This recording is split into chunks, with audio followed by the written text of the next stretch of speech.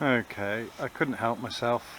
As I was taking the bikes out of the shed to tidy it up a bit, put the gazebo away, I thought I'd just lay the tank and one of the side panels onto the side of the bike. Now, the camera never does the colour justice. The colour is that sort of classic orange red that these early XL250s came in, Tahitian red, which is an odd colour, but I have to say I really like it. I was a bit dubious when I saw it in just the base coat, but I have to say once you get some lacquer on there, it really pops. And thanks to Andy and Bill for recommending a white base coat underneath it to help with the colour. It really is punching through. It looks amazing, I have to say.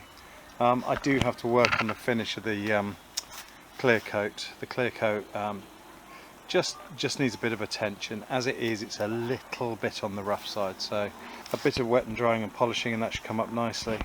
And I've got fired up about the XL again.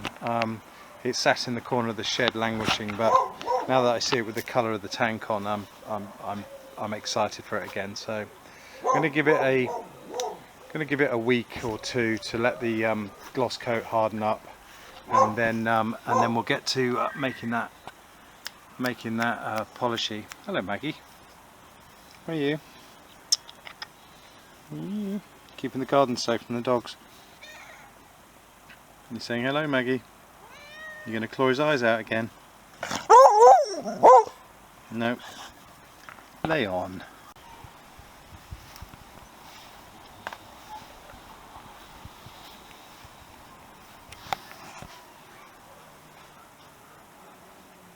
She's a pretty bike.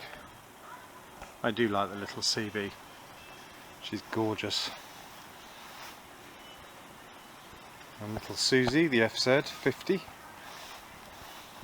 Probably the most reliable bike I own.